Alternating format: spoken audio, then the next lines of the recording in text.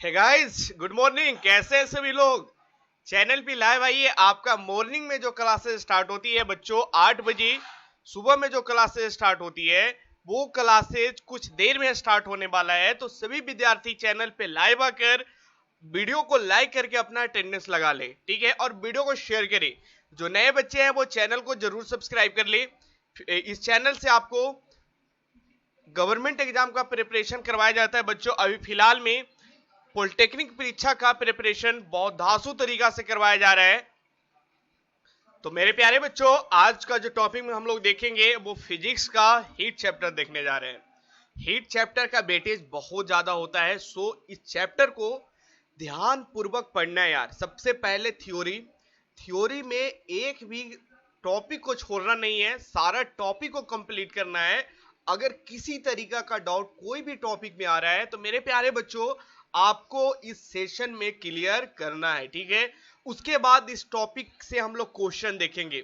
आज थ्योरी का पार्ट 1 ये चैप्टर हम लोग लगभग दो क्लासेज में इस चैप्टर को फिनिश कर दूंगा। सो बच्चों आपको 2 क्लासेस थ्योरी का देखना है, उसके बाद क्वेश्चन करवाएंगे। क्वेश्चन करवाने में आपको उसके बाद बहुत ज्यादा मजा आएगा। तो मेरे प्यारे बच्चों, सेशन स्टार्ट करने से पहले एक बार मैं आपसे पूछना चाहता हूं आप लोग का प्रिपरेशन कैसा चल रहा है, ठीक है। इस चैनल पे लगभग आप लोग का सिलेबस ऑलमोस्ट 70 से 80% तक सिलेबस फिनिश हो चुका है, ठीक है। तो भाई आप लोग का प्रिपरेशन अब थोड़ा सा बढ़ जाना चाहिए। एफर्ट बढ़ा दीजिए सभी लोग, है ना। एफर्ट बढ़ाइए, रिवीजन करते हुए चलिए। जितना बैक का ड्यूज है उसको रिवीजन कीजिए। जैसे जैसे क्वेश्चन करवाया जा रहा है वो क्वेश्चन को कीजिए। और जो पहले का क्लास है जो आपका बैकलॉग रह गया वो सबको आपको क्लियर करते हुए चलना है, यानी एग्जाम से पहले तक आपका सारा सिलेबस को कंप्लीट कर लेना है, ठीक है मेरे प्यारे बच्चों।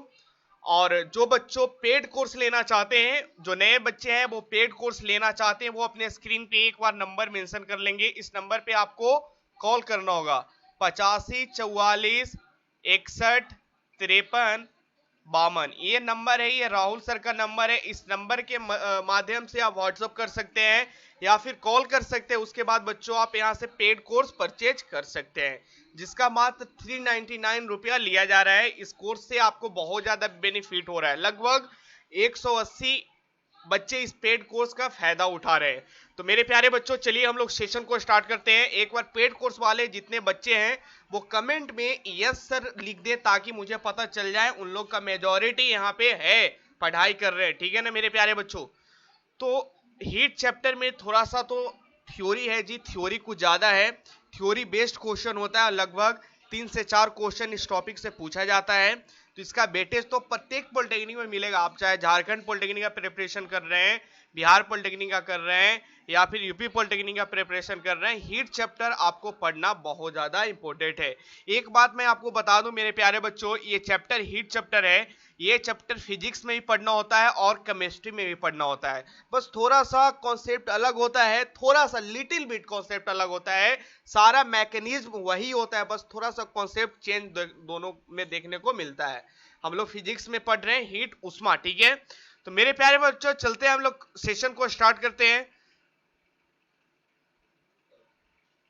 जो थ्योरी होगा पहले मैं आपको बता दूं इस चैप्टर में हम लोग क्या देखेंगे। इस चैप्टर में पहले उष्मा के बारे में समझेंगे, उसके बाद उष्मा के मात्रक देखेंगे, उसके बाद इफेक्ट ऑफ हीट, हीट से क्या इफेक्ट है, उसके बाद मैकेनिकल इक्विवेलेंट ऑफ हीट देखेंगे मेरे प्यारे बच्चों। उसके बाद स्पेसिफिक हीट एक टॉपिक है, वहां से क्वेश्चन पूछा जाता है। ट्रांसमिशन ऑफ हीट से भी क्वेश्चन पूछा जाता है, यानी जैसे conduction, radiation, conductor, bad conductor, Newton's laws of cooling, ये से भी क्वेश्चन पूछा जाता है। ग्रीन हाउस इफेक्ट भी इसी में पढ़ना है बच्चों। चेंज इन स्टेट, थर्मोडायनेमिक्स का कुछ कॉन्सेप्ट इसमें मैं आपको बताऊंगा। आइसोबारिक, आइसोथर्मल, एडियाबैटिक, ये सब जो प्रोसेस है, ये प्रोसेस मैं आपको साइक्लिक प्रोसेस के बारे में समझाऊंगा। उसके बाद first law of thermodynamics, second law of thermodynamics का लिटिल बिट कॉन्सेप्ट मैं इस चैप्टर में आपको समझाने जा रहा हूं। तो ये चैप्टर बहुत ज्यादा इंपॉर्टेंट होने जा रहा है यार। तो मेरे प्यारे बच्चों सभी लोग वीडियो को लाइक कर दें, और ये वीडियो का लाइक का टारगेट है 200 प्लस लाइक। सभी लोग वीडियो को लाइक कर दें यार, ठीक है। तो मेरे प्यारे बच्चों ये जो थ्योरी है, ये थ्योरी आपको प्री डिफाइंड यानी पहले से लिखा हुआ है। इस थ्योरी के मदद से मैं आपको समझाऊंगा, ठीक है। और मुझे ये चैप्टर 2 क्लास लग सकता है, ठीक है, क्योंकि थ्योरी कुछ ज्यादा है। मैं कोशिश करूंगा कि जितना से जितना पहला क्लास में मैं थ्योरी को कवर करूं, एक कॉन्सेप्ट को मैं नहीं छोड़ूंगा यार। जब क्वेश्चन करवाऊंगा ना, तो वहां पे मैं आपको दिखाऊंगा कि कहां से क्वेश्चन पूछे जाते हैं, वहां पे आपको आइडिया लगेगा। यानी कहने का मतलब आज से 3 क्लास आपको करना ही करना है। अगर हीट चैप्टर में चाहते हैं कि कभी किसी तरीका का कोई प्रॉब्लम न है, तो 3 क्लास आने वाला जो 3 क्लास है उसे एकदम माइंडसेट बना लीजिए कि वो क्लासेज 8 बजे स्टडी इंडिया अड्डा चैनल पे करना ही करना है। तो मेरे प्यारे बच्चों, सबसे पहले डिफिनेशन की बात करते हैं। चलिए हम लोग सेशन को स्टार्ट करते हैं। किसी तरीका का कोई डाउट है तो कमेंट में पूछ लेना यार, डाउट को घर पे लेकर नहीं जाना है। हीट उष्मा सभी लोग जानते हैं, उष्मा की व्यक्ता मुक्ता गतिज ऊर्जा के सिद्धांत पर की जाती है। सभी वस्तुओं अणुओं को मेल से बनी होती है। ये अणुओं हमेशा गतिशील होती है तथा उष्मा का अवशोषण करते हैं, जिससे वस्तु के ताप और गतिज ऊर्जा में वृद्धि हो जाती है। अतः उष्मा का अस्तित्व वस्तुओं को अणु का गति के कारण होता है। मेरे प्यारे बच्चों, आपसे यहां से जो क्वेश्चन पूछेगा, ये क्वेश्चन यहां से ये क्वेश्चन पूछेगा जिससे वस्तु की ताप और गतिज ऊर्जा में वृद्धि हो जाती है। अगर कोई वस्तु हीट है, ठीक है, कोई वस्तु अगर गर्म है उसमें उष्मा है, तो हम लोग बोल सकते हैं सबसे पहले उसका टेम्परेचर ज्यादा आपको देखने को मिलेगा। टेम्परेचर के साथ साथ काइनेटिक एनर्जी आपको देखने को ज्यादा मिलेगा। यह क्वेश्चन आपको पूछा गया है पॉलिटेक्निक का परीक्षा में 2003 या 4 में यह क्वेश्चन पूछा गया था कि अगर कोई वस्तु हीट है यानी उष्मा है उसमें तो उसमें क्या होगा। तो आपको आंसर लगाना था ताप और गतिज ऊर्जा में वृद्धि देखने को मिलता है, ठीक है। यहां से आपको ये याद रखना है। सबसे पहले हम लोग जो बात करते हैं, रमफोर्ड नाम ने बताया था कि उष्मा एक प्रकार की ऊर्जा है जिसे कार्य में बदला जा सकता है, ठीक है। ये सब बात है, थ्योरी बात है, ये सब आप लोग पढ़ सकते हैं। ये सब मैं ऐसे पढ़ाता नहीं हूं, लेकिन जब मैं थ्योरी बना रहा था तो मुझे लगा ये सब कुछ बच्चों को इंफॉर्मेशन के लिए चीज लिख देना चाहिए। यहां से क्वेश्चन आपसे नहीं पूछेगा यार। आगे बढ़ते हैं। वही कहा जा रहा है कि सबसे पहले रमफोर्ड नाम के साइंटिस्ट ने उष्मा को बताया था कि हीट जो है एक फॉर्म ऑफ एनर्जी है। दूसरा क्वेश्चन ये पूछा जा सकता है कि उष्मा एक प्रकार का एनर्जी है, ऊर्जा है, और जब एनर्जी है तो जिसे कार्य में बदला जा सकता है। भाई ऊर्जा को तो हम लोग कार्य में बदल नहीं सकते हैं, है ना यार। वही लिखा जा रहा है। बाद में डेवी ने बर्फ को 2 टुकड़े के आपस में रगड़कर पिघला दिया था तथा कहा कि चूंकि बर्फ को पिघलने के लिए उष्मा का कोई सोर्स नहीं था, अतः बर्फ को घिसने में किया गया कार्य बर्फ के पिघलने के लिए ली गई आवश्यक उष्मा में बदल गया। समझना क्या कहा जा रहा है। एक देखिए, रमफोर्ड ने तो बताया था कि उष्मा एक प्रकार का ऊर्जा है जिसे हम लोग कार्य में बदल सकते हैं। उसके बाद एक और साइंटिस्ट आए, वो साइंटिस्ट का नाम है डेवी, ठीक है। डेवी नाम के एक साइंटिस्ट आए, उन्होंने कहा कि रमफोर्ड जो बोले थे वो बिल्कुल बात सही है, उनका बात को हम एक्सपेरिमेंटली प्रूव कर देंगे। उन्होंने क्या किया, 2 बर्फ लिया, 2 बर्फ का टुकड़ा लिया मेरे प्यारे बच्चों, वो टुकड़ा को आपस में रगड़ दिए। रगड़ने के बाद जाहिर सी बात है, आप अपने घर पे 2 बर्फ का टुकड़ा लेकर आपस में रगड़िएगा तो वो क्या होगा सर, वो पिघल जाएगा, ठीक है। जैसा होता है वो पिघल गया। तो उन्होंने कहा कि चूंकि बर्फ को पिघलने के लिए उष्मा का कोई सोर्स नहीं था, वहां पे किसी तरीका का कोई हीट तो नहीं दिया गया था, है ना। बर्फ को पिघल रहे थे तो उसमें बाहर से कोई तो हीट नहीं दे रहे थे, तो अतः बर्फ को घिसने में किया गया कार्य बर्फ के पिघलने के लिए ली गई आवश्यक उष्मा में बदल गई। तो मेरे प्यारे बच्चों, वहां से डेवी ने ये चीज पता किया कि जब मैं बर्फ को लेकर उसको आपस में घसीट रहा हूं, आपस में रगड़ रहा हूं, तो वहां पे मैं कोई एक्सटर्नल हीट नहीं दे रहा हूं, कोई अलग से उष्मा उसमें नहीं दे रहा हूं। वहां पे क्या हुआ कि घर्षण के कारण घिसने के कारण वहां पे जो घिसने के कारण उष्मा में बदल गया, जो घिसने के कारण जो कार्य किया गया वो आवश्यक उष्मा में बदल जाता है। इसी कारण बच्चों वो बर्फ पिघल जाता है। यही चीज तो रमफोर्ड ने भी बोल रहे थे, उसका स्टेटमेंट को डेवी ने एक्सपेरिमेंट से क्लियर किया, ठीक है मेरे प्यारे बच्चों। बाद में जूल ने अपने प्रयोगों के आधार पर स्पष्ट कर दिया कि उष्मा ऊर्जा का एक रूप है, ठीक है मेरे प्यारे बच्चों। मैं डिफिनेशन की ओर मूव ऑन करता हूं, यहां तक किन्हीं को दिक्कत नहीं होना चाहिए यार। मैं फिर से कर रहा हूं मेरे प्यारे बच्चों, इस चैप्टर का वेटेज बहुत ज्यादा होता है। अगर चाहते हो कि गवर्नमेंट कॉलेज में जाना तो ढंग से पढ़ाई करो यार। मैं बोल रहा हूं ना, एक डाउट नहीं रहेगा। और देखो किसी को लग रहा होगा कि सर जब क्वेश्चन करवाएंगे तो क्वेश्चन आके कर लेंगे, ना जी। अगर ऐसा भ्रम पार लगे हो ना तो उसे निकाल दो। आपको थ्योरी करना है, आपको सीखना है, ना कि डायरेक्ट जाकर, जैसे क्रिकेट होता है मेरे प्यारे बच्चों, समझना, मैं एक एग्जांपल पे समझाना चाहता हूं। क्रिकेट खेलने से पहले, क्रिकेट के जो मेन मैच होती है उससे पहले लोग प्रैक्टिस करते हैं, प्लेयर प्रैक्टिस करते हैं। तो वही चीज तो आपको आज करवाया जा रहा है यार, क्लास में आपको प्रैक्टिस करवाया जा रहा है, आपको थ्योरी सिखाया जा रहा है कि कैसे क्वेश्चन को बनाना है। उसके बाद मैं एक आपको सेशन ले लूंगा जिसे प्रैक्टिस मैच लिया जाता है, वो मैं आपको सेशन ले लूंगा, उसमें क्वेश्चन करवाऊंगा, क्वेश्चन सिखाऊंगा कि मेरे प्यारे बच्चों ये क्वेश्चन कहां से आया है। उसके बाद आपका जो मेन फाइनल एग्जाम है, जिसे आप लोग वर्ल्ड कप मान लो यार, ठीक है ना, उसमें आपको अच्छा परफॉर्म करके अपना सिलेक्शन, अपना हुनर को दिखा देना है। मेरे प्यारे बच्चों आगे बढ़ते हैं। ये पॉइंट्स क्लियर हुआ, ठीक है, ये पॉइंट्स आपको क्लियर हुआ।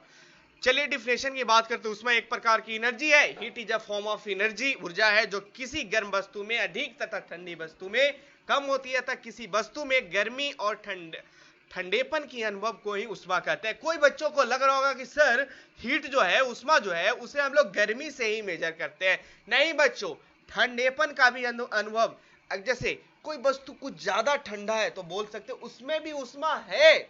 वही चीज तो डिफिनेशन कर रहा है, किसी वस्तु में गर्मी या ठंडेपन का अनुभव को ही उष्मा कहते हैं। मेरे प्यारे बच्चों गलत मत करना, ये पॉइंट्स बहुत इंपॉर्टेंट है। चलिए आगे बढ़ते हैं। उष्मा की मात्रक, हर एक चीज का मात्रक होता है, उष्मा का हर एक चीज का मात्रक होता है एसआई मात्रक, जिसे हम लोग यूज करते हैं बच्चों, लार्ज स्केल पे यूज करते हैं। एसआई मात्रक, एसआई यूनिट जिसे बोलते हैं वो जूल है।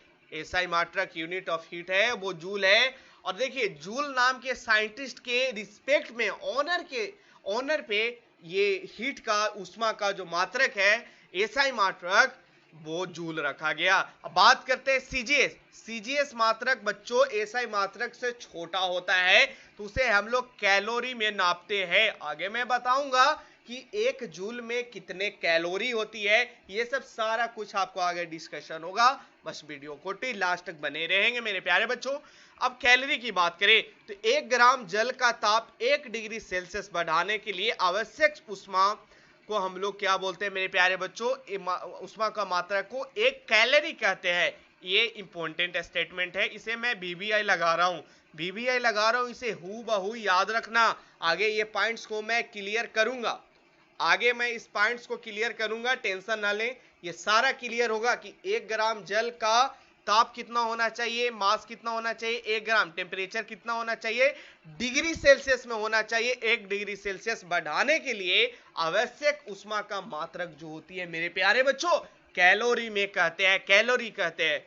मेरे प्यारे बच्चों आगे बढ़ते हैं, यहां तक दिक्कत नहीं होना चाहिए। अंतरराष्ट्रीय कैलोरी जिसे इंटरनेशनल कैलोरी बोल सकते हैं। प्रयोग में स्पष्ट 1 ग्राम पानी का ताप 1 डिग्री सेल्सियस टेम्परेचर में बढ़ाने के लिए भिन्न भिन्न उष्मा की मात्राओं की आवश्यकता होती है। 1 ग्राम पानी का ताप 14.5 डिग्री सेल्सियस तक बढ़ाने के लिए आवश्यक उष्मा की मात्रा को अंतरराष्ट्रीय कैलोरी कहते हैं। इसी प्रकार 1 किलोग्राम पानी का ताप 14.5 डिग्री सेल्सियस से 15.5 डिग्री सेल्सियस बढ़ाने के लिए आवश्यक उष्मा की मात्रा को किलो कैलोरी कहते हैं। मेरे प्यारे बच्चों समझना इसमें क्या है, इसे हूबहू याद रखना। ये सब मैं कुछ मन गठित बात नहीं बोल रहा हूं, ये सब एक डाटा, एक एक्सपेरिमेंट के अनुसार ये डाटा तैयार किया गया, इसे याद ही रखना है, इसमें कोई चीज समझने का नहीं है। क्या कर रहे हैं सर, 1 किलोग्राम पानी का ताप 14.5 डिग्री सेल्सियस से 15.5 डिग्री सेल्सियस तक बढ़ाने के लिए आवश्यक उष्मा की मात्रा को किलो कैलोरी कहते हैं। ये स्टेटमेंट जो है ना, ये स्टेटमेंट यूपी वालों, ये बहुत इंपॉर्टेंट है आप लोग के लिए, ये चीज आपको पूछा गया है यूपी पॉलिटेक्निक में मेरे प्यारे बच्चों। तो ऐसा मत सोचे कि बिहार में नहीं पूछेगा, सिलेबस सबका सेम होता है, सिलेबस जो है वो सबका सेम होता है मेरे प्यारे बच्चों। तो आपको सारा कुछ को प्रिपरेशन करके लेते हुए चलना है।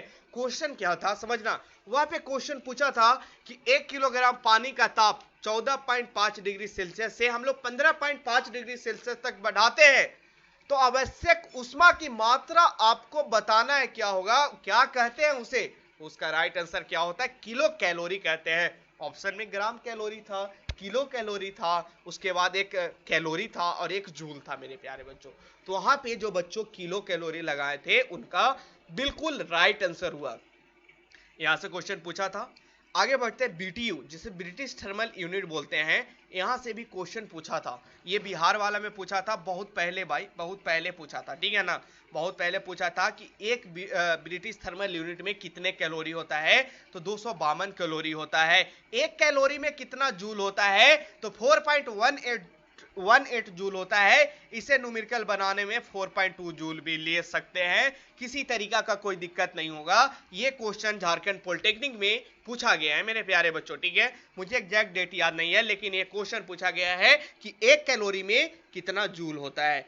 गलत नहीं करना है। एक किलो कैलोरी की बात करें मेरे प्यारे बच्चों, तो 4.18 इंटू 10⁻³ हो जाएगा, क्योंकि किलो लग गया यार, ये सब तो छोटी छोटी बात है।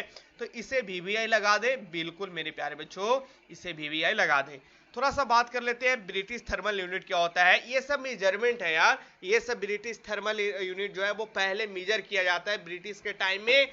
हीट का मेजरमेंट हम लोग ब्रिटिश थर्मल यूनिट के रूप में मेजर करते हैं। आज तो जूल में देखो, आज जो भी क्वेश्चन में रहता है ना वो जूल में रहेगा, ठीक है। पहले क्वेश्चन पूछता था, लेकिन आपसे ये चीज पूछ सकता है कि ब्रिटिश थर्मल यूनिट में कितना कैलोरी होता है। अब मेरे प्यारे बच्चों आपसे क्वेश्चन पूछ दे कि एक ब्रिटिश थर्मल यूनिट में कितना जूल होता है, तो गलत नहीं करना यार। देखो यार, एक ब्रिटिश थर्मल यूनिट में देखिए 252 कैलोरी तो होता है, बिल्कुल सर 252 कैलोरी होता है, और एक कैलोरी में 4.18 जूल होता है। तो 252 गुने 4.18 कर देंगे तो इतना जूल हो जाएगा। दिक्कत यार, ये सब तो आपको समझ में आना चाहिए यार। अब तो लगभग अपना सिलेबस ऑलमोस्ट कंप्लीट होने जा रहा है मेरे प्यारे बच्चों, ठीक है। और राहुल सर तो इतना दासू तरीका से आपको सारा फिजिक्स केमिस्ट्री इतना अच्छे से करवा रहे हैं, तो आपको अब तक तो समझ में आ गया होगा मेरे प्यारे बच्चों, ठीक है। मेरे प्यारे बच्चों, उसके बाद हम लोग बात करते हैं इफेक्ट ऑफ हीट, ठीक है। ये टॉपिक बहुत इंपॉर्टेंट है। उसके बाद मैकेनिकल इक्विवेलेंट ऑफ हीट, ये सब थोड़ा सा जो टॉपिक है उसमें मैं कुछ ज्यादा टाइम आपको दूंगा।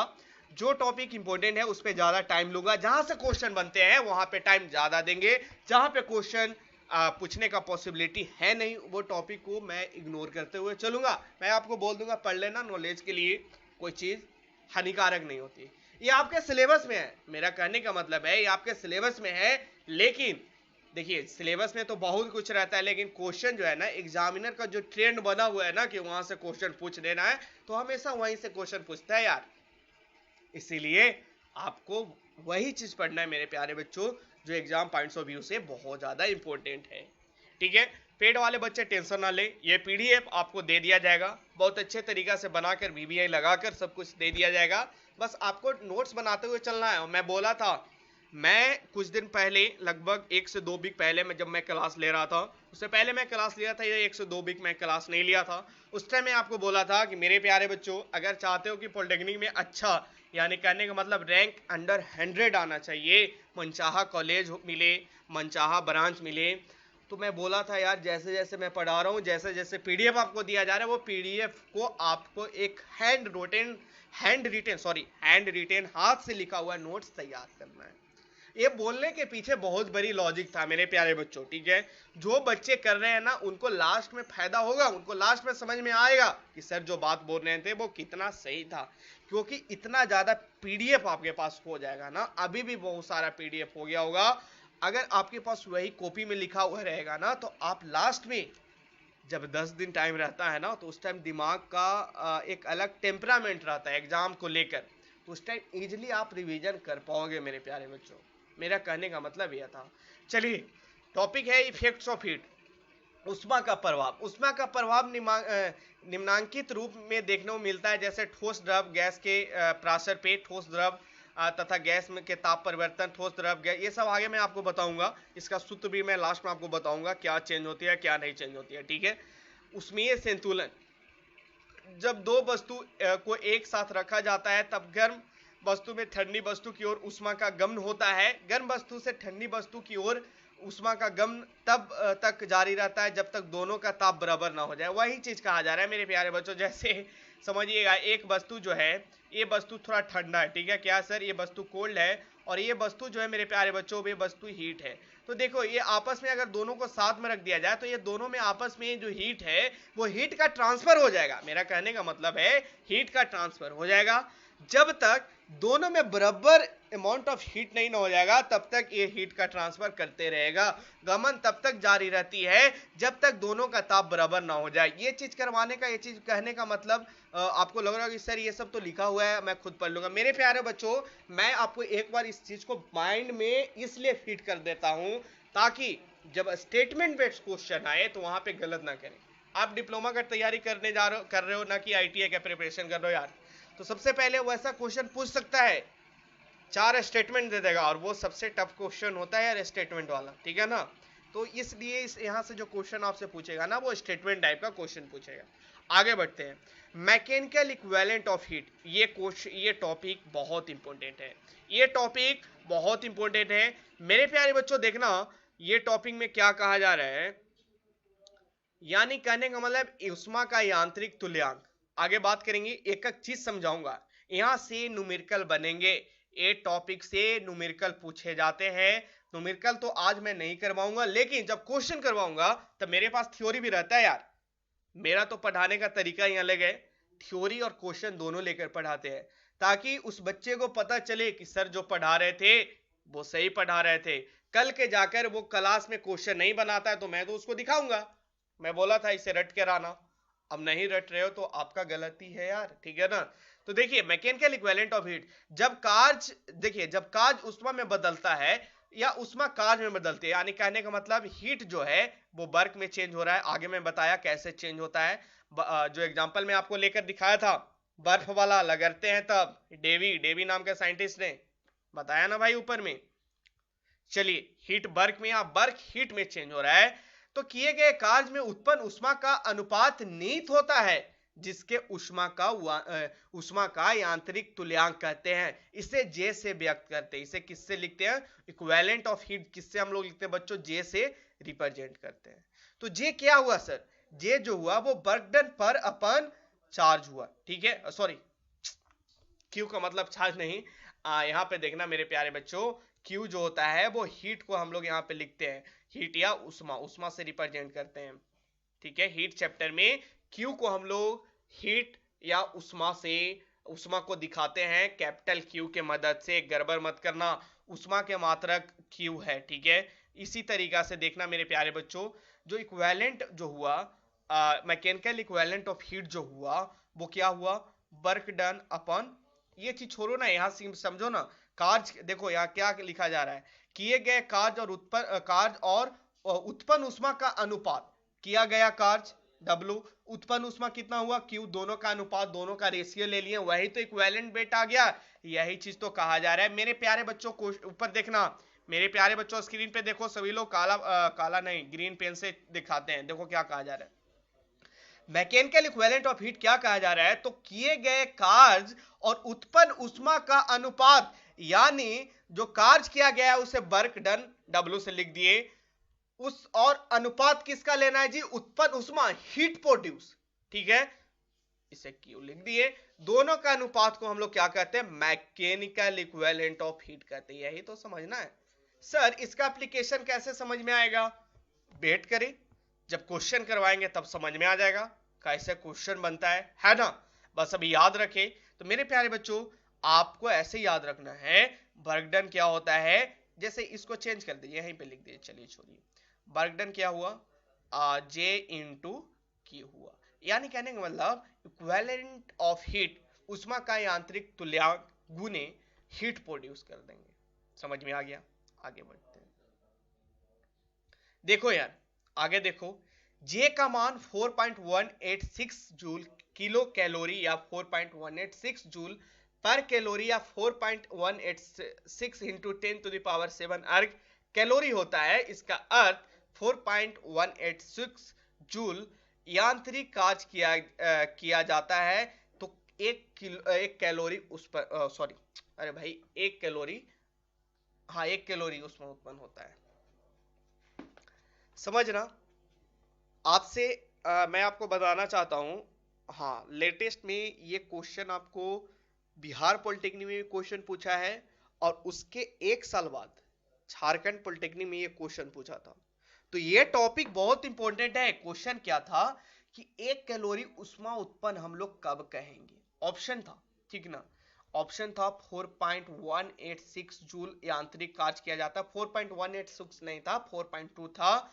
उसके बाद आपको 9.8 था, ऐसे करके दो और ऑप्शन था। तो मेरे प्यारे बच्चों, 1 कैलोरी उत्पन्न तब होगा जब यांत्रिक कार्य है ना, इक्विवेलेंट वर्क जिसे बोलते हैं, यांत्रिक सॉरी मैकेनिकल वर्क है ना, मैकेनिकल वर्क जिसे बोलते हैं, कितना होगा 4.186 जूल। तो ये जो है ना, इसे VVI करके रट लेना कि 1 कैलोरी उत्पन्न, जब मैं कल क्वेश्चन करवाऊंगा तो डायरेक्ट क्वेश्चन रहेगा 1 कैलोरी उत्पन्न होता है, कितना जूल यांत्रिक कार्य किया जाएगा जी। तो आज का जो क्लास कर रहे हैं ना, वो बता देंगे कि सर 4.186 जूल करेंगे कार्य तो 1 कैलोरी उत्पन्न हीट प्रोड्यूस होगा। ठीक है, आगे बढ़ते हैं। ये टॉपिक तो क्लियर हो गया होगा। ठीक है मेरे प्यारे बच्चों, अब हम लोग बहुत इंपॉर्टेंट टॉपिक है विशिष्ट स्पेसिफिक हीट। बहुत इंपॉर्टेंट टॉपिक है, बहुत इंपॉर्टेंट टॉपिक, इसका भी वेटेज बहुत ज्यादा है। ठीक है, स्पेसिफिक हीट आगे मैं अच्छे तरीका से समझाऊंगा, बस समझते हुए चलना, ठीक ना, समझते हुए चलना। और मैं कोशिश तो करूंगा कि आज जितना ज्यादा तक हो सके, आज अगर 10 मिनट ज्यादा क्लास लेना पड़े तो क्लास 10 मिनट ज्यादा ले लें, ताकि कल का क्लास में मैं आसानी से इसे फिनिश करूं चैप्टर। ठीक है मेरे प्यारे बच्चों, उसके बाद राहुल सर बोल रहे हैं कि एक चैप्टर और निकाल दीजिए आप, तो मैं सोच रहा हूँ लाइट भी आपको पढ़ा दूं। लाइट में आपको बहुत ज़्यादा पढ़ना है, उसमें रे ऑप्टिक्स वगैरह, हाँ, लेंस पढ़ना है, हीट सॉरी मिरर पढ़ना है, लेंस पढ़ना है, प्रिज्म पढ़ना है मेरे प्यारे बच्चों। उसके बाद ह्यूमन आई आपको पढ़ना है। उसके बाद वहाँ पे आपको टेलीस्कोप, माइक्रोस्कोप, एस्ट्रोनॉमिकल स्कोप, ये सब के बारे में आपको समझना है। तो वो भी चैप्टर बहुत ज़्यादा लंबा होगा। मुझे लग रहा है कि यही 2 चैप्टर आपको बचा हुआ है फिजिक्स में, और लगभग फिजिक्स का ऑलमोस्ट सिलेबस तो कवर हो चुका है। तो ये 2 चैप्टर कवर हो जाएगा बहुत जल्दी। अब आपको मेहनत और रिवीजन करते हुए चलना, और जैसे जैसे टेस्ट हो रहा है वो टेस्ट भी आपको लगाना है। तो देखना यार, हम लोग बात कर रहे हैं स्पेसिफिक हीट। मेरे प्यारे बच्चों, सभी लोग स्क्रीन पे आए।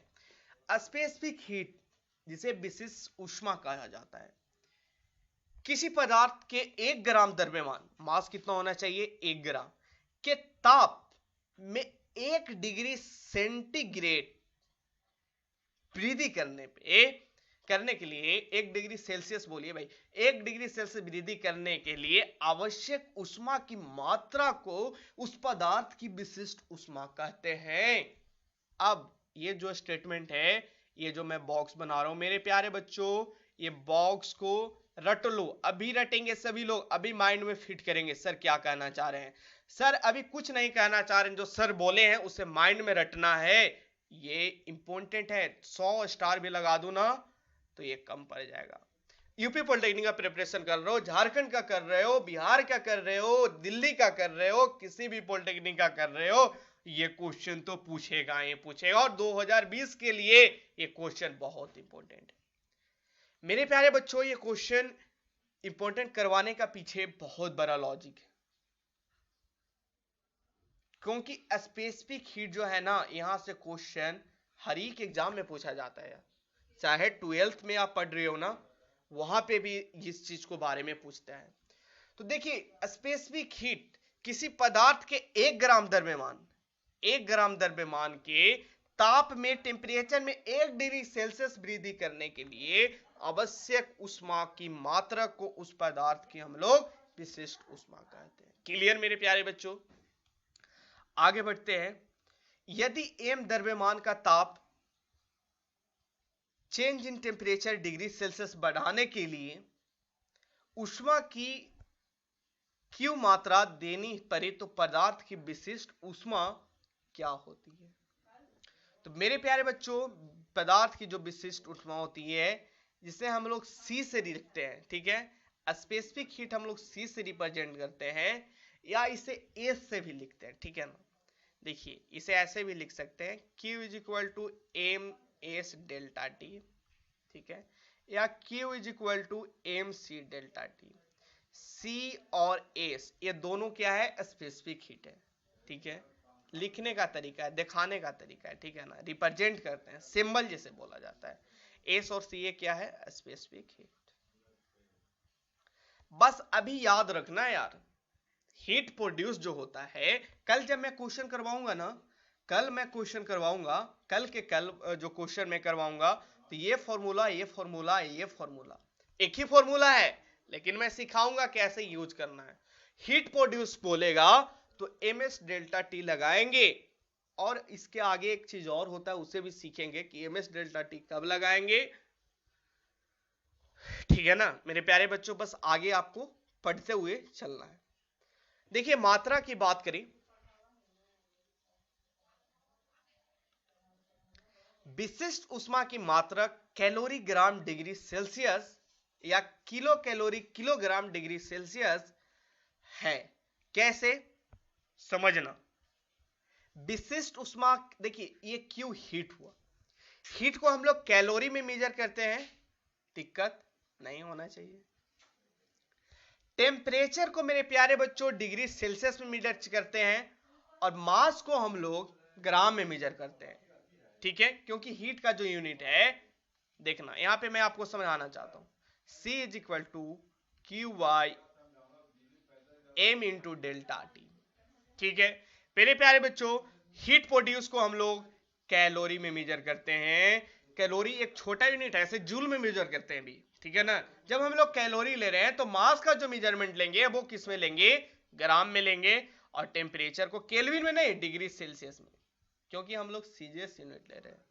तो मेरे प्यारे बच्चों यही चीज तो यहां लिखा जा रहा है यार, यही चीज तो यहां लिखा जा रहा है, तो ये चीज तो समझ में आ गया कि फॉर्मूला से यूनिट कैसे निकालेंगे। अब बात आ रही है किलो कैलोरी करेंगे, तो जाहिर सी बात है किलो लगा दिए कैलोरी में, तो अब जो ग्राम होगा वो किलोग्राम होगा, और डिग्री सेल्सियस ये भी होता है।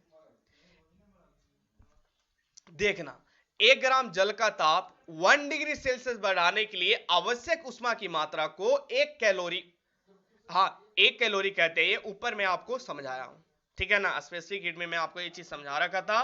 उष्मा का बड़ा मात्रक किलो कैलोरी है, उष्मा का जो सबसे बड़ा मात्रक है वो किलो कैलोरी है। विशिष्ट उष्मा का बीमीय सूत्र, अब आ गया बीमीय सूत्र, याद रख लेना यार, बहुत इंपॉर्टेंट है।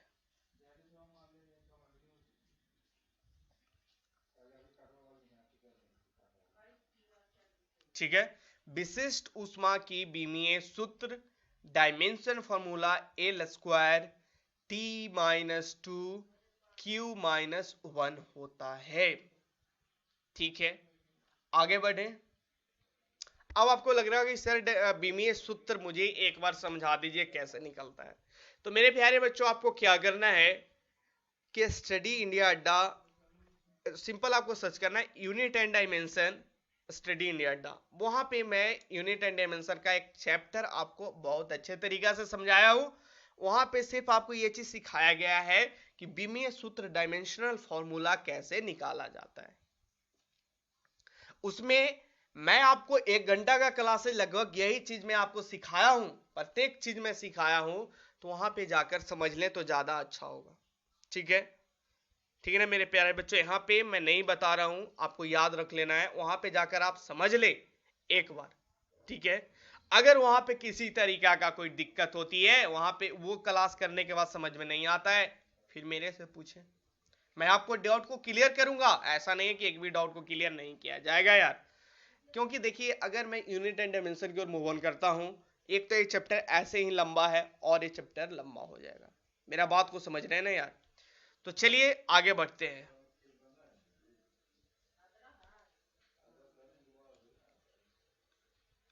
चलिए तो आगे बढ़ते हैं मेरे प्यारे बच्चों। किन्हीं को प्रॉब्लम है, फिर से बोल रहा हूँ, डायमेंशन फॉर्मूला का बीमीय सूत्र का एक अलग से स्पेशल क्लासेस करवाया गया है, उसे जाकर जरूर देख लेना, ठीक है। वहां से आपको सारा चीज क्लियर हो जाएगा, जैसे फोर्स का बीमीय सूत्र पूछ देगा, बल का, पावर का, शक्ति का, है ना, तो आप वहां से जाकर देख लेना, ठीक है। विशिष्ट उष्मा का पूछा जाता है, इसे बीबीआई में लगवा देता हूं, ठीक है, वहां से समझ में आ जाएगा कैसे निकाला जाता है। यहाँ पे जगह भी नहीं है ना, तो मैं बता देता, ठीक है। वो क्लासेस मैं ही पढ़ाया हूँ, ठीक है, वो क्लासेस मेरे द्वारा ही लिया गया है, इसलिए आपको सर्च करना study India the unit and dimension. चलिए आगे बात करते हैं मेरे प्यारे बच्चों थर्मल कैपेसिटी के बारे में, ठीक है। ये बहुत इंपॉर्टेंट चैप्टर है, सॉरी चैप्टर तो इंपॉर्टेंट है, टॉपिक ये बहुत ज्यादा इंपॉर्टेंट है, जिसे हम लोग ऊष्माधारित या विशिष्ट ऊष्माधारिता विशिष्ट ऊष्माधारिता कहते हैं।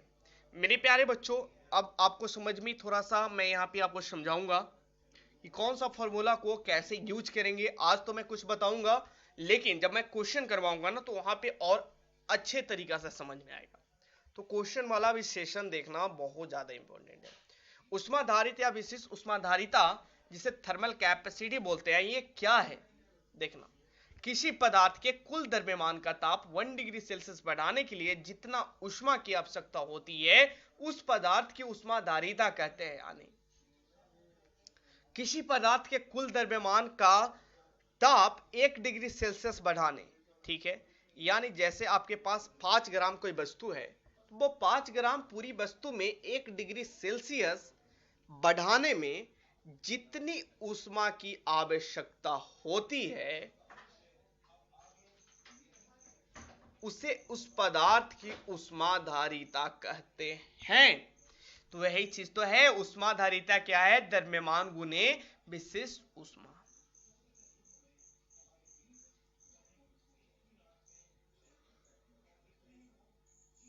तो मेरे प्यारे बच्चों, ऊष्माधारिता का जो फॉर्मूला होगा द्रव्यमान गुने विशिष्ट ऊष्मा। कल यानी मतलब कल के कल जब मैं क्वेश्चन करवाऊंगा तो वहां पे ऊष्माधारिता आपसे पूछा जाएगा, थर्मल कैपेसिटी निकालो, तो लगा देना है मास और विशिष्ट ऊष्मा आपको पदार्थ का दिया हुआ रहेगा, तो आपको बस गुना करके निकालना है। तो मेरे प्यारे बच्चों, इसका मात्रक की बात करें तो मात्रक देख लेते हैं, यूनिट है ना। तो ऊष्माधारिता का मात्रक कैलोरी पर डिग्री सेल्सियस होती है, ठीक है, या किलो कैलोरी बोल सकते हैं मेरे प्यारे बच्चों, या जूल पर किलोग्राम पर केल्विन भी होता है। इसका बीमीय सूत्र ml² T-2 और Q-1, ठीक है। अब बीमीय सूत्र के लिए मैं जो बोला हूं वो देख लेना। मैं आपको लग रहा हो सर छोड़ कर जा रहे हैं, नहीं मेरे प्यारे बच्चों, मैं छोड़ कर नहीं जा रहा हूं। आपको सर्च करना है स्टडी इंडिया डा बाय विवेक, स्टडी इंडिया डा आपको सर्च करना है, सिंपल से लिखना है unit and dimension bye study India अड्डा, ठीक है। Unit and dimension study India अड्डा यूट्यूब में सर्च कीजिएगा तो आपको आ जाएगा। क्योंकि देखिए मैं यहाँ पे आपको समझाने लगूंगा तो थोड़ा टाइम टेकिंग बहुत ज़्यादा हो जाएगा। मैं उसमें आपको सारा कुछ समझा रखा हूँ कि विमीय सूत्र, ऊष्माधारिता, ये सब का क्या होता है, ठीक है ना, ऊष्माधारिता का, स्पेसिफिक हीट का ये सब क्या होता है, बीमीय सूत्र, डायमेंशन फॉर्मूला वहाँ पे बहुत अच्छे तरीके से समझाया गया है। इसे BBI लगा लेना यार, ये जो है ये पूछेगा, ये भी लगा लेना BBI, ठीक है। क्योंकि यहाँ पे जगह भी नहीं यार, यहाँ पे जगह भी निकालने का जगह भी नहीं है, इसलिए मैं बोल रहा हूँ, ये याद नहीं रखना ना।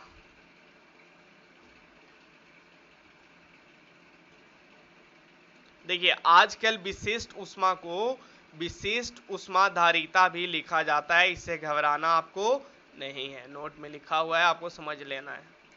विशिष्ट ऊष्मा ये सब आपको क्वेश्चन में दिया हुआ रहेगा, ठीक है। इसमें याद रखना चाहते हैं ना तो याद रख लीजिए, वो पानी के याद कर लेना, ठीक है ना, पानी का याद कर लेना। एक होता है लोहा, शीशा, कार्बन, जिंक, बर्फ, हाँ बर्फ का याद रख लेना। देखो दो को याद रखना, ये दो को याद रखना। मैं आपको इसको छोड़ रहा था ना टेबल, नहीं टेबल छोड़ना नहीं है, टेबल में मेरे प्यारे बच्चों दो याद रखना है, एक बर्फ वाला याद रखना है, एक पानी वाला याद रखना है, अल्कोहल, संगमरमर, टार्पेनी, एल्युमिनियम, ये सब बाकी मत याद रखना। बर्फ का 0.5 होता है विशिष्ट ऊष्मा, स्पेसिफिक हीट जैसे बोला जाता है, और पानी का 1 होता है।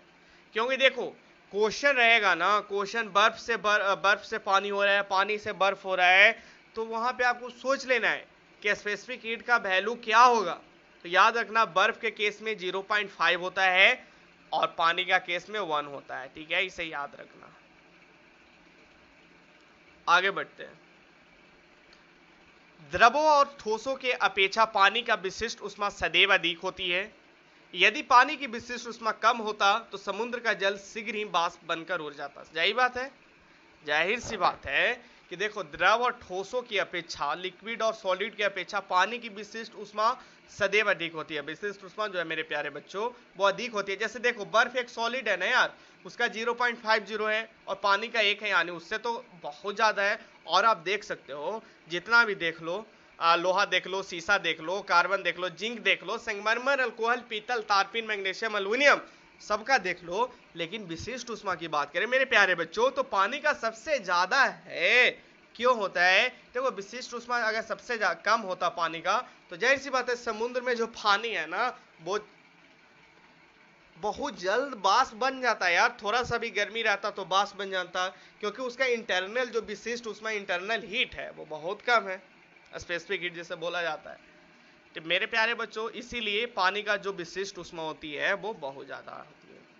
तो ये टॉपिक से अब हम लोग आगे बढ़ते हैं थर्मल एक्सपेंशन, ठीक है ना।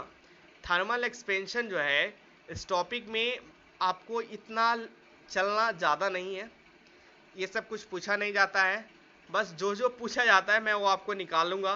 थोड़ा फास्ट चलेंगे इस टॉपिक से। यहाँ डिटेल में जो बुक से थ्योरी बनाया गया वो उसमें कुछ ज़्यादा डिटेल में दे दिया है, खैर ये इतना पूछा नहीं जाता है, ठीक है ना। मैं बोला था कि इसमें कुछ कट कर देना, लेकिन कट नहीं किए हैं प्रिंटिंग वाला डिपार्टमेंट। खैर कोई बात नहीं, मैं आपको समझाऊंगा, टेंशन ना ले। जो चीज़ मैं इसमें काटूंगा उसे छोड़ देना है। देखना उष्मीय प्रसार, थर्मल एक्सपेंशन जिसे बोला जाता है, उष्मा के प्रभाव से पदार्थों का फैल जाना उष्मीय प्रसार कहलाता है, ठीक है। कोई भी चीज उष्मा के कारण वो तो फैलता ही है ना यार।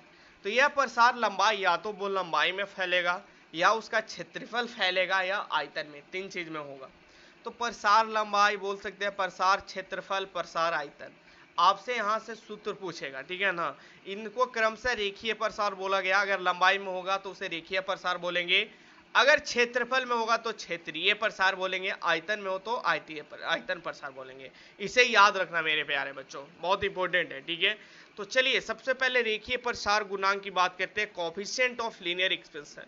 देखो क्या होती है ना कि सपोज दैट आपके पास एक रड है, रड को हीट कर रहे हो तो उसका लंबाई में वृद्धि हो गया, तो उसी को हम लोग कोएफिशिएंट ऑफ लीनियर एक्सपेंशन, रेखीय प्रसार गुणांक, कितना वृद्धि हुआ वो चीज को हम लोग निकालते हैं। तो इसका सूत्र है, बस सूत्र ही को समझना है और इसी पे क्वेश्चन बनाना है, और बाकी नीचे जो लिखा हुआ है उसको हमको लेकर नहीं चलना। देखो किसी ठोस वस्तु का ताप 1 डिग्री सेल्सियस बढ़ाने पर उसकी लंबाई में होने वाली भिन्नात्मक परिवर्तन को रेखीय प्रसार गुणांक कहते हैं। कितना? 1 डिग्री सेल्सियस टेम्परेचर। देखो रेखीय प्रसार गुणांक तभी हम लोग बोल सकते हैं जब उसको हम लोग 1 डिग्री सेल्सियस टेम्परेचर देकर बढ़ा रहे हैं मेरे प्यारे बच्चों, 1 डिग्री सेल्सियस टेम्परेचर देकर उस बढ़ा रहे हैं तो उसकी लंबाई में वृद्धि होगी, उसी को हम लोग रेखीय प्रसार गुणांक कहते हैं। और इसे हम लोग अल्फा से सूचित करते हैं, इसे हम लोग अल्फा से सूचित करते हैं, ठीक है मेरे प्यारे बच्चों। ऐसे भी लिखा हुआ रहेगा, कोई बात नहीं, टेंशन ना लेना है, अल्फा से सूचित करते हैं।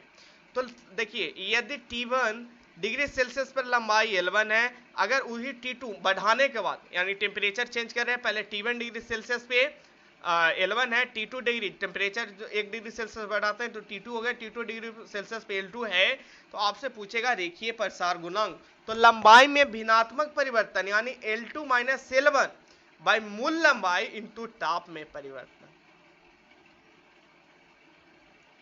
तो मेरे प्यारे बच्चों समझना, कहना क्या चाह रहे हैं कि सबसे पहले आपको लंबाई में परिवर्तन निकाल लेना है, तो L2 माइनस L1 कर लिए। उसके बाद उसका मूल लंबाई, पहले वाला जो लंबाई है वो L, और उसको ताप में परिवर्तन T2 माइनस T1।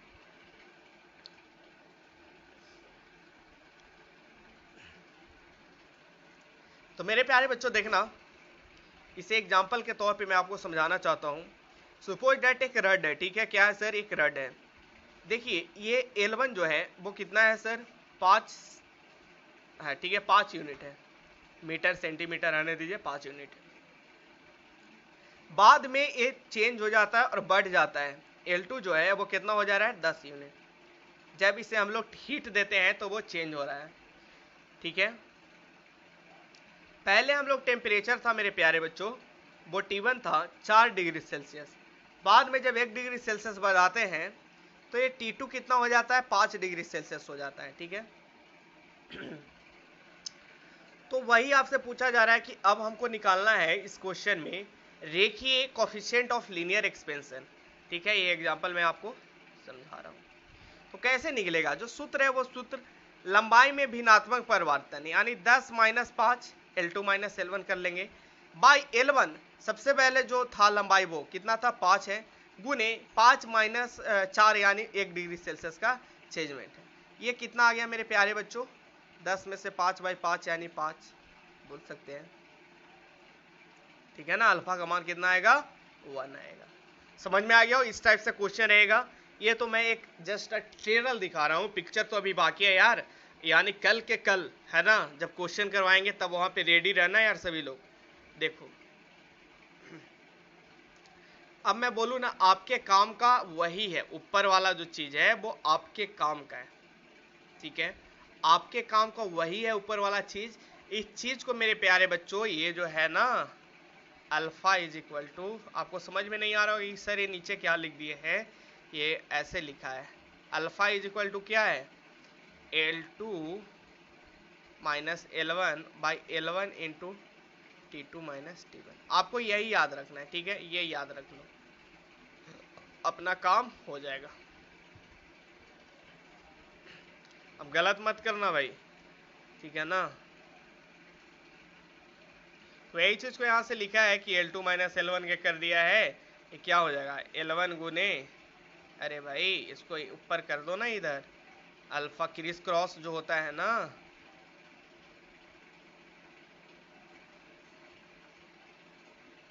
यही चीज तो है यार, L2 - L1 L1, यही चीज को आगे ऐसे करके लिखा गया है।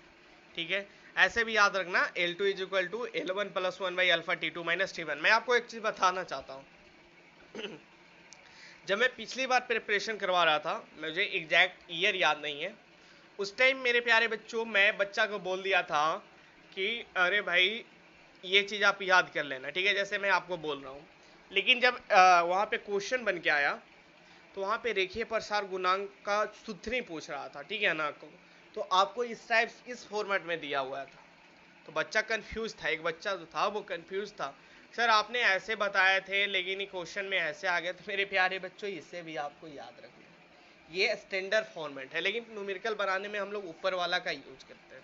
ठीक है, इसे भी यूज करेंगे, L2 - L1 into equal to 1 + alpha T2 - T1।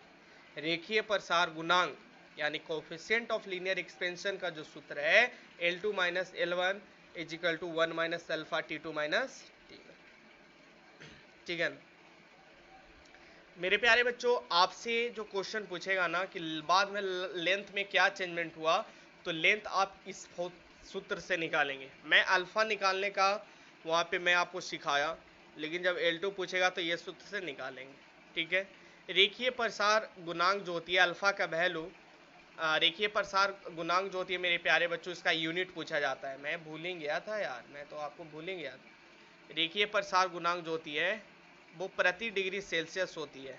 Just hold a second, ये जो 1 आया था ना क्वेश्चन में, ये डिग्री सेल्सियस -1 प्रति डिग्री सेल्सियस बोल सकते हैं, ऐसे लिख दो 1/डिग्री सेल्सियस।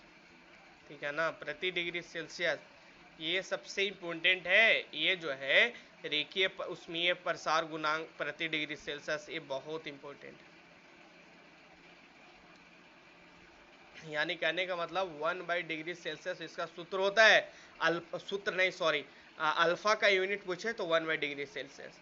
तो इसमें आपको याद कुछ नहीं रखना है। ठीक है ना, याद रखना चाहते हैं तो कांच का याद कर लेना और पीतल का याद कर लेना, आपको क्वेश्चन में दे देगा। उसके बाद मेरे प्यारे बच्चों कोफिशिएंट ऑफ वॉल्यूम एक्सपेंशन। ठीक है, किसी पदार्थ या ठोस या द्रव गैस का ताप 1 डिग्री सेल्सियस से बढ़ाने पर उसका आयतन में वाले भिन्नात्मक परिवर्तन, अब आयतन में चेंज होगा, 1 डिग्री सेल्सियस में बनाएंगे तो उसी तरीका से देख सकते हैं इसका जो सूत्र हुआ वो आयतन का भिन्नात्मक परिमाण यानी V2 - V1। ऊपर में हम लोग क्या कर रहे थे भाई, ऊपर में हम लोग ये वॉल्यूम एक्सपेंशन है इसीलिए V2 - V1, जब लेंथ में एक्सपेंशन था तो L2 - L1 L1 by L1 into T2 - T1। तो ऐसे याद हो गया यार, सबका तो एक ही ट्रेंड है, जब वॉल्यूम में एक्सपेंशन हो रहा है सर आयतन प्रसार गुणांक में एक्सपेंशन हो रहा है। मेरे प्यारे बच्चों, मेरे पॉइंट्स को पिकअप करना, V2 - V1 by V1 T2 - T1, ये चीज याद कर लेना यार, जब मैं क्वेश्चन करवाऊंगा तो और क्लियर होगा, और ये भी याद कर लेना, ठीक है। क्षेत्रीय प्रसार गुणांक जिसे सुपरफिशियल या एरिया प्रसार गुणांक बोलते हैं, ठीक है। या दूसरी बात मैं भूल गया था यार, इसे हम लोग गामा से रिप्रेजेंट करते हैं। इसे किससे रिप्रेजेंट करते हैं मेरे प्यारे बच्चों? गामा से। और ये पूछ लिया है, ये क्वेश्चन आपको पूछा है बिहार पॉलिटेक्निक में, एक क्वेश्चन पूछा गया है कि आयतन प्रसार गुणांक को हम लोग कैसे सूचित करते हैं, तो गामा याद रखना है। और लगातार एक क्वेश्चन पूछा था, उसके पिछले के पिछले ईयर ये पूछा था कि एरियल एक्सपेंशन यानी क्षेत्रीय प्रसार गुणांक को हम लोग कैसे सूचित करते हैं, तो उसे हम लोग बीटा से सूचित करते हैं। मेरे प्यारे बच्चों, अल्फा से किसे सूचित करते हैं ये तो आपको पता चल गया, बीटा से किसको सूचित करते हैं ये भी आपको पता चल गया, और गामा से किसे सूचित करते हैं ये भी पता चल गया। अल्फा में फिर से रिवीजन करवा देना चाहता हूं, अल्फा जो है वो कोफिशिएंट ऑफ लीनियर एक्सपेंशन, ठीक है, यानी लंबाई रेखीय प्रसार गुणांक को हम लोग अल्फा से रिप्रेजेंट करते हैं। उसके बाद आपको मैं बताया कि आयतन प्रसार गुणांक को हम लोग गामा से रिप्रेजेंट करते हैं। उसके बाद हम लोग क्षेत्रीय प्रसार गुणांक की बात करते हैं, ठीक है। उसके बाद एक चीज आगे मैं आपको समझाऊंगा बहुत अच्छे तरीका से, ये चीज मैं आपको बस याद करवा रहा हूं और इसे बीबीआई करके याद करवाऊंगा, आगे एक बहुत इंपॉर्टेंट टॉपिक है। और जब मैं इसे 11th वाले बच्चों को पढ़ाते हैं तो वहां पे मैं इसे डेरिवेशन भी करवाता हूं, लेकिन आप लोग का डेरिवेशन कोई काम का चीज अभी नहीं है।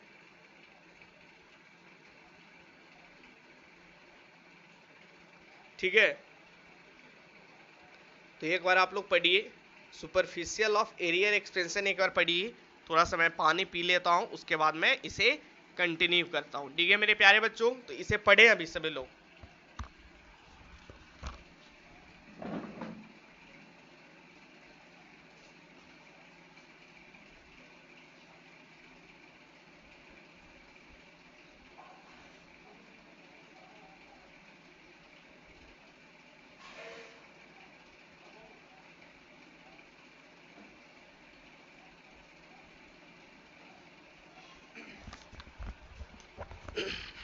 मेरे प्यारे बच्चों देखना, ये तो आपको समझ में आया ना जी, आयतन प्रसार गुणांक समझ में आ गया कि आयतन का भिन्नात्मक परिवर्तन यानी v2 minus v1 by v1 into t2 minus t1। जो तेज तरार बच्चा होगा वो इसी चीज को याद कर लेगा सिर्फ, बाद में इसे तो सबको पता है यार, सबका तो एक ही ट्रेंड है।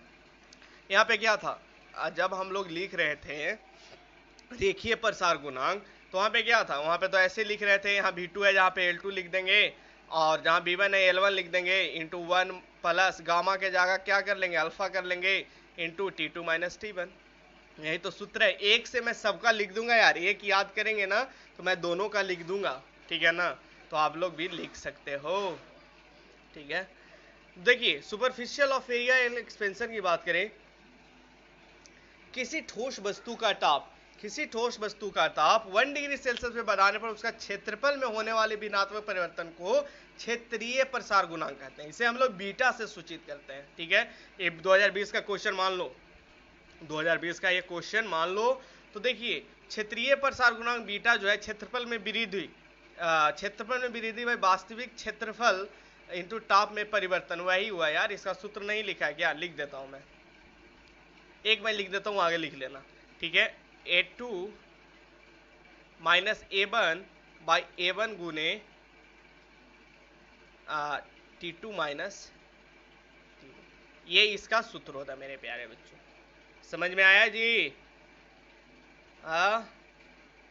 तो ये तीनों क्लियर हो गया, और ये तीनों बहुत ज्यादा इंपॉर्टेंट है, ठीक है ना। बहुत बार ये क्वेश्चन पूछा, और बिहार वाले बच्चों और झारखंड वाले और यूपी वाले, ये तो बहुत इंपॉर्टेंट है टॉपिक यार। रेखीय प्रसार गुणांक, क्षेत्रीय प्रसार गुणांक और आयतन प्रसार गुणांक, ये क्वेश्चन यूपी वालों और बिहार वालों और झारखंड वालों, ये तीनों ये चीज को रटो, अभी रटो यार, अभी सभी लोग रटेंगे, उसके बाद क्लास एंड होगा। अभी चलेगा, अभी मैं एक्सपेंशन ऑफ लिक्विड को खत्म करूंगा, उसके बाद देखता हूं द्रव का प्रसार, हाँ ये चीज को खत्म करूंगा, जल का संगत प्रसार, ये कुछ टॉपिक है उसे मैं खत्म करूंगा, उसके बाद मैं आज का क्लास एंड करूंगा मेरे प्यारे बच्चों, ठीक है। तो ये याद रखना क्या है, अल्फा बीटा गामा। अल्फा क्या है सर, रेखीय प्रसार गुणांक, ठीक है। बीटा क्या है, बीटा क्षेत्रीय प्रसार गुणांक, गामा क्या है, गामा आयतन प्रसार गुणांक है, अभी मैं बताया देखो आयतन प्रसार गुणांक। ये तीनों का रेशियो जो लिखेंगे मेरे प्यारे बच्चों वो 1:2:3। एक बार जितने बच्चे देख रहे हो वो कमेंट करो, सभी लोग लिख कर करो 1:2:3। अल्फा बीटा गामा का जो रेशियो होता है वो 1:2:3 होता है। जल्दी से लिखो सभी लोग। ऐसा क्यों करवा रहे हैं सर? ऐसा करने से ये होगा कि आपके माइंड में याद हो जाएगा कि 1 2 3 इसका रेशियो होता है, 123 से इसका रेशियो होता है रेखीय क्षेत्रीय आयतन प्रसार गुणांक का। और ये याद रखना अल्फा बीटा गामा, अगर ये बीटा अल्फा गामा हो जाएगा तो ये चेंज हो जाएगा, ठीक है ना। अल्फा बीटा गामा अगर इसी वे में है तभी ये रेशियो होगा। अगर हम लोग ऐसे लिख देंगे मेरे प्यारे बच्चों गामा बीटा अल्फा, तो अब जो रेशियो हो जाएगा वो 3:2:1 हो जाएगा। समझ रहे हैं ना मेरा बात? तो जब चेंज हो जाएगा तो चेंज कर लेना है, ना कि याद रख लेना है कि सर बोले हैं कि 123 याद रखना है, 123 ऑप्शन में लगा कर आ जाना है ना। ऑप्शन में ये भी याद रखना कि अल्फा बीटा गामा का सीक्वेंस पूछ दे तो 123 लगाना है, गामा बीटा अल्फा का सीक्वेंस पूछ दे तो 321 लगाना है। एक याद रखोगे तो लिख के आप लोग उसे बना लोगे। Beta is equal to 2 alpha होता है और gamma is equal to 3 alpha. बस इसे याद रखो अभी, ठीक ना, इसे याद रखो। अब मैं इसे जब सोल्व करूंगा ना तो मुझे बहुत ज़्यादा टाइम लगेगा मेरे प्यारे बच्चों। ये आपके काम का चीज़ का है नहीं, सॉल्यूशन कोई काम का चीज़ का नहीं है। बस सूत्र पूछा जाता है, सूत्र मैं आपको बता दिया हूँ, ठीक है ना। बस सूत्र ही तक पूछेगा, इससे ज़्यादा नहीं पूछेगा, ठीक है। तो अल्फा बीटा गामा का आपको सूत्र रेशियो समझ में आ गया, 1 2 3 और beta is equal to 2 alpha, gamma is equal to 3 alpha, ठीक है। एक्सपेंशन ऑफ लिक्विड प्रयोग में स्पष्ट है कि द्रवों भी प्रसार करता है। ठोस पदार्थ के प्रसार की अपेक्षा द्रव पदार्थ का प्रसार अधिक होता है। हाँ भाई सही बात है। सॉलिड के कंपैरिजन में लिक्विड का जो फैलने का एक्सपेंशन जो होता है, लिक्विड जैसे एक तुम बर्फ रखो और दूसरा पानी गिरा दो तो सबसे ज्यादा एक्सपेंशन किसका होगा, फैलाव किसका होगा, पानी का होगा, लिक्विड का होगा, वही कहा जा रहा है। तो द्रव का प्रसार दो प्रकार के होता है मेरे प्यारे बच्चों लिक्विड का, एक होता है एपेरेंट आभासी प्रसार और दूसरा रियल प्रसार होता है। आगे बढ़ते हैं।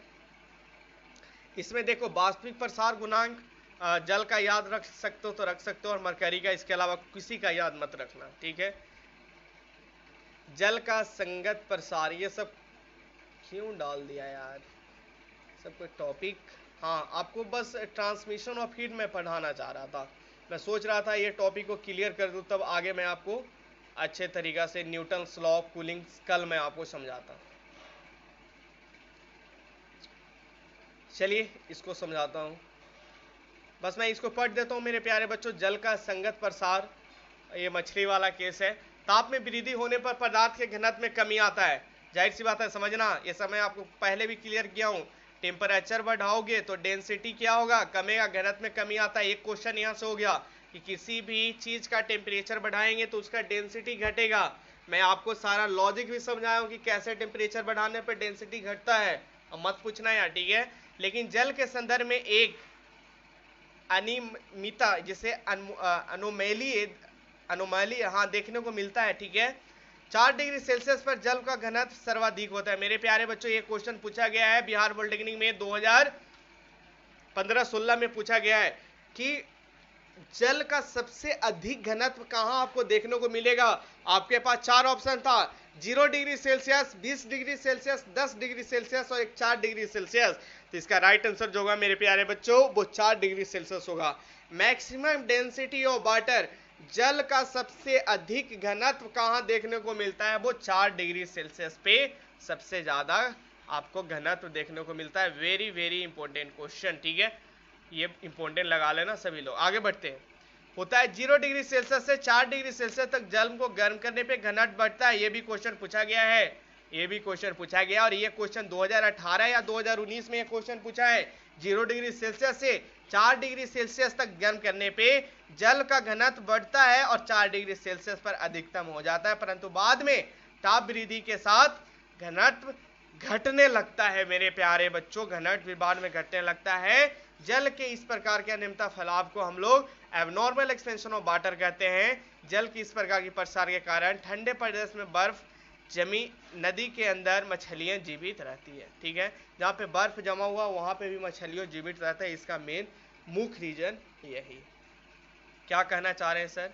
4 डिग्री सेल्सियस पे मैक्सिमम होगा वाटर का, मैक्सिमम डेंसिटी होगा, घनत्व मैक्सिमम कहाँ होगा? 4 डिग्री सेल्सियस। ठीक है, उसके बाद बोल रहे हैं सर कि 0 डिग्री से 4 डिग्री तक जाने पे घनत्व बढ़ता है। देखना, 0 डिग्री से 4 डिग्री सेल्सियस तक जाओगे तो डेंसिटी आपको बढ़ने को देखने को मिलेगा। अब 4 डिग्री सेल्सियस से आप सपोज 10 डिग्री इधर की ओर जाओगे, 4 से इधर यानी 4, 5, 6, 7 ऐसे बढ़ोगे तो डेंसिटी बाद में घटेगा। ठीक है मेरे प्यारे बच्चों, आगे बढ़ते हैं। ये 20 तक होता है, 4 से 20 तक घटता है। ठीक है ना। एक्सपेंशन ऑफ गैस, गैस का प्रसार ठोस और द्रव की अपेक्षा अधिक होती है। मैं आपको बताया प्रत्येक गैस का आयतन प्रसार गुणांक 1/273 प्रति डिग्री सेल्सियस के बराबर होता है। ये याद रखना, आयतन प्रसार गुणांक प्रत्येक गैस का कितना होता है? 1/273 प्रति डिग्री सेल्सियस के बराबर होता है, याद कर लेना। ठीक है, अतः गैस का आयतन प्रसार गुणांक ठोस के आयतन प्रसार गुणांक से लगभग 200 गुना होता है। द्रव आयतन का प्रसार गुणांक लगभग 20 गुना। ये सब आपको इन्फॉर्मेशन के लिए, ठीक है, इंफॉर्मेटिव पॉइंट है। अब ट्रांसमिशन ऑफ हीट मैं क्लियर करता हूँ क्योंकि बहुत लंबा टॉपिक है मेरे प्यारे बच्चों, लगभग 10 मिनट का और टाइम आप दो ताकि ये टॉपिक मैं क्लियर करूँ। न्यूटन्स लॉज ऑफ कूलिंग मैं आपको कल मैं बताऊंगा, उसके बाद थर्मल रेडिएशन। ठीक है ना, कल का जो क्लास होगा ना वो थोड़ा सा लंबा क्लास होगा क्योंकि मैं देख रहा हूँ। नहीं, एक सवा घंटा का क्लास कल होगा, उसमें मैं क्लियर कर दूंगा। ट्रांसमिशन ऑफ हीट, हीट का उसमें ये सब आप लोग पढ़े हैं। चालन, संवहन और विकिरण होता है। ठीक है, चालन किसे कहते हैं? कंडक्शन। उष्मा संचारण की इस विधि में पदार्थों के अणु तथा स्थान छोड़े बिना अपनी उष्मा समीपस्थ अणुओं के दे देती है, तो ठोस में विधि द्वारा उष्मा का संचारण। कंडक्शन जो होता है मेरे प्यारे बच्चों, वो पूरा उष्मा जो होती है, देख रहे हैं ना, अपनी उष्मा समीपस्थ अणुओं को दे देती है। ठीक है, एक दूसरे में अणुओं में उष्मा का ट्रांसफर हो जाता है, जिसे हम लोग कंडक्शन करते हैं। कन्वेक्शन में क्या होता है कि इस विधि में पदार्थ, जैसे आप एक कंडक्टर पढ़े हैं ना, कंडक्टर, करंट, ये सब इलेक्ट्रोस्टैट में बहुत अच्छे तरीका से समझाया गया है। ठीक है ना मेरे प्यारे बच्चों, तो ये सब आपको क्लियर होगा। कन्वेक्शन, इस विधि में पदार्थ के अणु उष्मा ग्रहण कर अपने स्थान से हट जाता है और उनके स्थान पर दूसरे अणु आ जाते हैं। यह क्रिया अनवरत रूप से चलती है। द्रवों में इस प्रकार की उष्मा को संचरण कहते हैं। ठीक है, या फिर संवहन भी कहते हैं। रेडिएशन, जब उष्मा अपने सोच से किसी धरातल तक मध्यवर्ती माध्यम के बिना प्रभावित किए गए गमन करे तो उष्मा संचारण की इस विधि को विकिरण कहते हैं और इस विधि में माध्यम की आवश्यकता नहीं होती। ये बहुत इंपॉर्टेंट चीज है। ठीक है, रेडिएशन में कोई माध्यम की आवश्यकता नहीं हुई और बॉडी दोनों आपस में पास भी नहीं है, ये भी नहीं है। ठीक है ना, सूर्य की उष्मा पृथ्वी तक तथा एक अंगीठी का उष्मा मानव के शरीर तक विकिरण विधि के द्वारा रेडिएशन के माध्यम से पहुंचती है। ठीक है, अब मैं आगे बात करता हूँ। ठीक है, उष्मा की कंडक्टर जो चालक है, उष्मा चालकता की है, वो कंडक्टर को चालक उष्मा रोधी। ये तीन तो समझ में आ गया जी, रेडिएशन, कन्वेक्शन और कंडक्शन, ये तीनों क्लियर हुआ। बस आपसे स्टेटमेंट देकर पूछ देगा ना कि ये जो स्टेटमेंट है वो किस चीज़ को बारे में बता रहा है, कन्वेक्शन, रेडिएशन, ये सब आपको बताना है। ठीक है ना, वहाँ पे गलत ना करेंगे।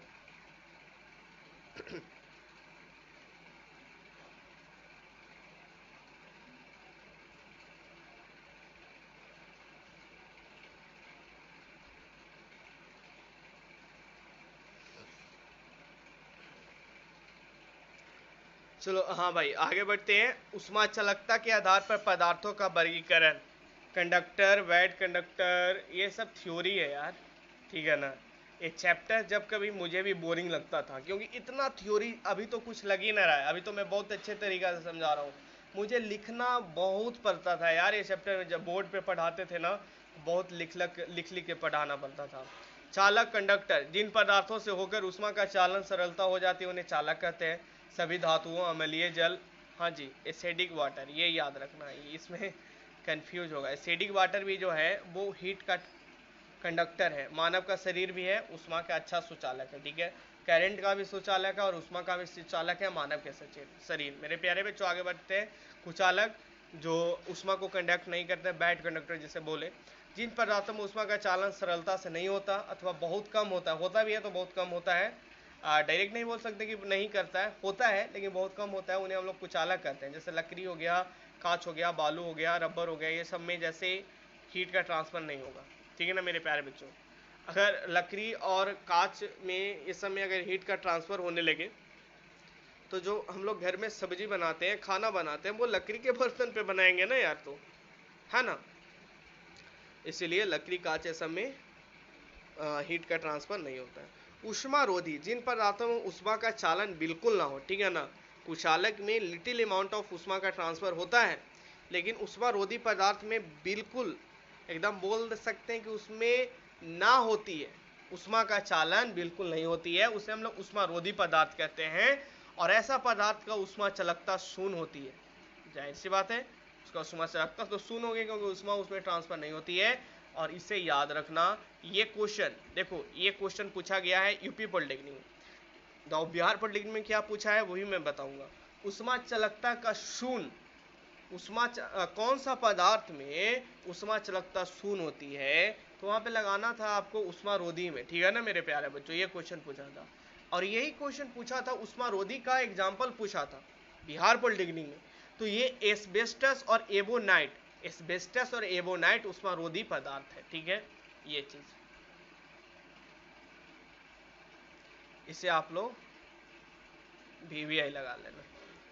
रेगिस्तान दिन में बहुत गर्म और रात में ठंड रहता है, ऐसा क्यों होता है? चूंकि रेत ऊष्मा का अवशोषक होता है, ठीक है, अतः दिन में सूरज की गर्मी को अवशोषित करके रेत गर्म हो जाता है और रात में वह अपनी ऊष्मा को विकिरण द्वारा खोकर ठंडी हो जाता है। ठीक है मेरे प्यारे बच्चों, ये आपको एज ए इंफॉर्मेशन, ये कोई इंफॉर्मेशन के लिए यहाँ से क्वेश्चन आपके सिलेबस में भी नहीं है, ये इंफॉर्मेशन के लिए आपको पढ़ाया गया। तो मेरे प्यारे बच्चों, आज का जो हम लोग सेशन देखे, वो सेशन में हम लोग बहुत कुछ क्लियर कर लिए। ठीक है, और आने वाले सेशन में अपने पास बहुत कम टॉपिक बचा है, बहुत है टॉपिक फिर भी, लेकिन मैं कल आपको क्लियर कर दूंगा। ठीक है, कल 1.5 घंटा का क्लास चले तो चले, लेकिन कल का क्लास में थ्योरी को कंप्लीट करके परसों वाला क्लास में क्वेश्चन के लिए रेडी हो जाना है। तो आपका जो होमवर्क है, आज जितना पढ़ाया गया उससे घर पे बैठकर एक बार पढ़ना है। अभी तो आपको हो सकता है PDF नहीं मिले, ठीक है ना, PDF जब सिलेबस खत्म हो जाए तब मिले। आपको हो सके तो आप वीडियो के माध्यम से 1 से 2 बार पढ़ें, ठीक है ना। उसके बाद आप इसे लिख सकते हैं तो लिख ले, नोट्स बना ले वीडियो रोक रोक कर।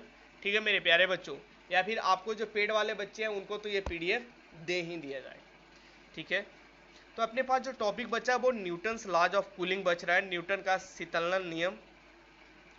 उसके बाद आपके पास स्टीफेंस का लॉ इसी में पढ़ना है मेरे प्यारे बच्चों। स्टीफेंस का law is equal to T4, ये वाला जो क्वेश्चन मैं करवाया था प्रीवियस में, इस पे भी बहुत क्वेश्चन पूछा जाता था। E is directly proportional to T⁴, और ये स्टीफेन कांस्टेंट जो हम लोग यूज करते हैं, इस पे भी क्वेश्चन पूछा जाता है। स्टीफेन का नियम बताऊंगा, किरचॉफ्स का लॉ भी कुछ मैं आपको समझाऊंगा, ग्रीन हाउस इफेक्ट भी मैं आपको समझाऊंगा मेरे प्यारे बच्चों, और चेंज ऑफ स्टेट, और उसके बाद यही सब थर्मोडाइनेमिक्स वगैरह के बारे में कुछ मैं बात करूंगा कल का क्लास में। तो कल का क्लास है, आज का क्लास से बहुत ज़्यादा इंपॉर्टेंट होने वाला है। जिनको लग रहा है आज का क्लास से बहुत इंपॉर्टेंट, हाँ नहीं, कल का क्लास जो है वो बहुत ज़्यादा इंपॉर्टेंट होने जा रहा है मेरे प्यारे बच्चों। तो कल का क्लासेज में एकदम रेडी होकर आना, कल का क्लासेज में कोई भी टाइम वेस्ट नहीं होगा। एकदम जैसे मैं क्लास में आऊँगा 8 बजे 8:02 से क्लास एकदम स्टार्ट हो जाएगा, क्योंकि कल का टॉपिक जो है वो बहुत ज़्यादा है। न्यूटन्स लॉज ऑफ कूलिंग, इसमें बहुत सारा किरचॉफ्स का नियम मुझे समझाना पड़ेगा, स्टीफेंस लॉ मुझे समझाना पड़ेगा, ग्रीन हाउस के बारे में बताना पड़ेगा, change of state, melting points के बारे में मुझे समझाना पड़ेगा थोड़ा सा, लैटेंट हीट। कल का क्लास बहुत ज़्यादा है, लैटेंट हीट ऑफ वेपराइजेशन, कल का क्लासेस बहुत ज़्यादा हेल्पफुल है। कल का क्लासेस से क्वेश्चन आपको देखने को मिलेगा मेरे प्यारे बच्चों। ठीक है, तो मेरे प्यारे बच्चों तब तक अपना ख्याल रखिए, पढ़ाई करते रहिए, और बिल्कुल घर पे रहकर पढ़ाई करना है और रिवीजन भी करते हुए चलना है। ठीक है, और जो पेड कोर्स लेना चाहते हैं वो एक बार 85 44 61 53 52 जो नंबर है उस नंबर पे कॉल करें। लिख देना चाहता हूँ, ये नंबर है मेरे प्यारे बच्चों, 85 44 61 53 52, यानी कहने का मतलब अभी अपने पास बोले ना तो 60% अभी हीट में बचा हुआ है पढ़ने के लिए, 40% ही हम लोग कवर किए हैं, ठीक है। और कल करवाने में मुझे मजा आएगा, जैसे देख लो स्क्रीन पे देख लो, न्यूटन्स लॉज ऑफ कूलिंग है, ये सब बच गया है, ये सब कल करवाएंगे, क्योंकि अभी मैं करवाऊंगा ना तो मुझे क्लास में 2 दिन लग जाएगा, सॉरी 2 घंटे का क्लास हो जाएगा, जो क्लास आपको भी पढ़ने में मजा नहीं आएगा, बोरिंग हो जाएगा। ये यहाँ से क्वेश्चन बहुत ज़्यादा पूछा जाता है स्टीफेंस का नियम से, तो कल के लिए रेडी रहना यार, ठीक है। ये सब कल आपको करवाएंगे, ठीक है। ठीक है मेरे प्यारे बच्चों, फिर मिलते हैं कल, तब तक अपना ध्यान रखिए, धन्यवाद। और वीडियो को लाइक कर दें सभी लोग, ठीक है। जो भी लोग वीडियो को लाइक नहीं है, वीडियो को सभी लोग लाइक कर दें, ठीक है बच्चों।